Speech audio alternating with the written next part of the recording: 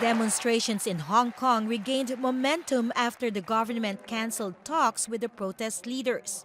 Officials blamed student leaders for threatening to escalate demonstrations if their demands were not met. In this rally, Occupy Central Movement organizers, including student leader 18-year-old Joshua Wong, renewed calls for the Hong Kong chief executive to resign. They want a leader who will be a democratic voice for Hong Kong in Beijing.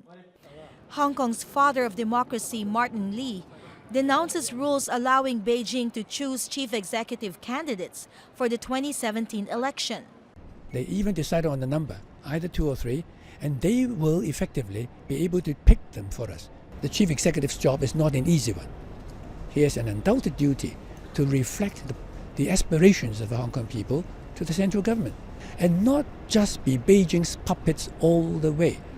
70% of the protesters are students who continue to camp out in the streets. That's disrupting the daily affairs of the citizens here and is causing a heavy blow to Hong Kong's economy and tourism industry.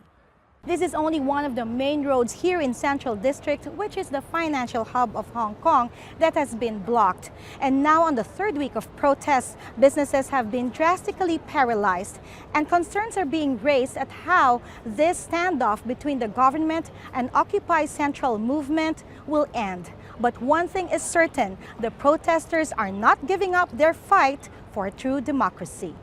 Sociology professor Kin Man Chan describes the students as determined and committed to their cause.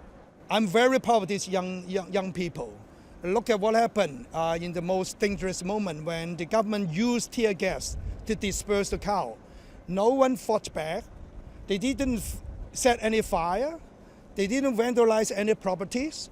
They really uphold the principle of nonviolence. While most of the protest leaders are Christians, the president of the Chinese Methodist churches says instead of taking sides, the church is providing spiritual guidance to the people. Hong Kong people, they use a lot of time to earn money. But now the young people learn a lesson. They are not just asking for true universal suffrage, but also I think they are practicing the true and good values: peace, love, justice. So how and when will this conflict end? The option is either to clear this place up by force.